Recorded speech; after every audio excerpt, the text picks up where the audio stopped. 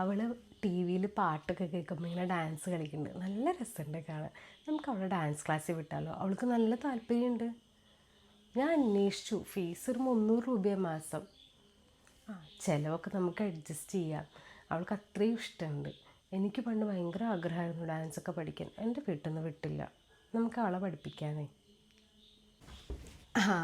അവൾക്ക് ആർട്സ് എടുത്താൽ മതി എന്ന് പറഞ്ഞു. അതുകൊണ്ട് ഞങ്ങൾ വേറെ ഒന്നും പറഞ്ഞില്ല.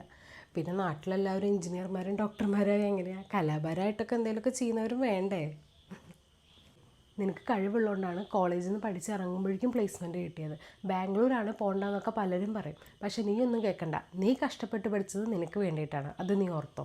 അവൾക്ക് ആ ഡ്രസ്സ് നല്ല ഇഷ്ടമായി എന്ന് പറയണ്ട. അതാണ്ട് മേടിച്ചു കൊടുക്കുക. വില കുറച്ച് കൂടുതലാണെങ്കിലും കുഴപ്പമില്ല. എനിക്കിപ്പോൾ പുതിയ സാരി വേണമെന്നൊന്നുമില്ല. അലമാരയിൽ എന്തോരം സാരികൾ ഇരിക്കണത്. അവളുടെ പ്രായം എങ്ങനത്തെയാണ്? ഒരുങ്ങി നല്ല ഭംഗിയിൽ നടക്കേണ്ട പ്രായമല്ലേ? അവൾക്കത് മേടിച്ചു കൊടുക്കുക. അവൾ സോളോ ട്രിപ്പിന് ദുബായിക്ക് പോയിരിക്കുക. ഒറ്റയ്ക്ക്.